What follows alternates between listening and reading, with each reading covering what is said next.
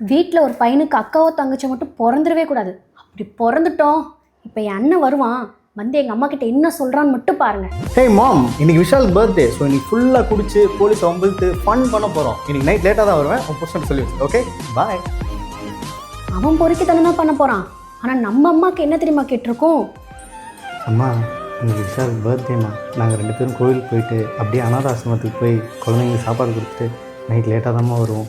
அப்பா கிட்ட சொல்லிடுங்கம்மா. சரிப்பா, இந்த 2000 வச்சுக்கோ செலவுக்கு. ஐயோ, அதெல்லாம் வேண்டாம்மா, நான் பார்த்துக்கிறேம்மா. சரிப்பா, வரேம்மா. பார்த்தீங்களா, இதே நான் அம்மாட்ட கேட்டா, அம்மா எனக்கு ஒரு 10 ரூபா தரியா, மேகி சாப்பிடணும் போலே இருக்குமா ப்ளீஸ். ஆனால் நம்ம அம்மாவுக்கு என்ன தெரியுமா கேட்டிருக்கோம்? நம்ம தெரு முனையில யார் வெயிட் பண்ணுறான், நான் அவன் கூட தான் ஓடி போகிறேன். இனிமேல் செத்தாலும் இந்த வீட்டு பக்கம் நான் வரமாட்டேன். நம்ம குடும்ப மானத்தை வாங்கத்துமே வந்து தொலைச்சிக்கே.